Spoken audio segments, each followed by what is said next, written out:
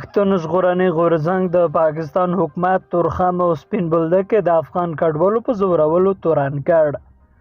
د پښتون ژغورنې غورځنګ غړو د پاکستان حکومت په تورخم او سپین بولدک کې د افغان کډوالو په زورونې تورن کړی دی.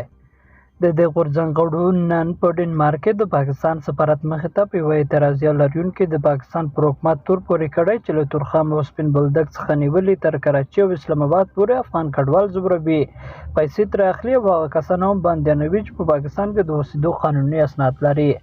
په هغه بیان کې چې د دې غورځنګ غړو ازادي راډیو ته رالیږلی، اعتراض کوونکو د پاکستان له پوځ څخه غوښتي دي چې د دې هېواد په زندانونو کې بندیان د پي ټي ایم غړي ډېره خوشي کړي. اعتراض کوونکو ادعا کړې چې د پاکستان حکومت د پي ټي ایم پر غړو او مشرانو ناسمې قضیې درج کوي او د غورځنګ د کمزوري کولو او ختمولو هوډ لري. د یادونې وړ ده چې له دې وړاندې د پي ټي ایم غړو د افغان کډوالو په پاکستان کې له میشتو پښتنو له ګواښیو سره د بشري ضد کړنو پر ضد د هاګ محکمې د ملګرو ملتونو د دفترونو مخې ته او په یو شمېر اروپایي هېوادونو کې لاریونونه کړي دي او د دوی په خبره د لاریونونو او اعتراضونو د لړۍ به دوام لري. قدرمنو لیدونکو له ملتیا مننه، ښاد اوسئ.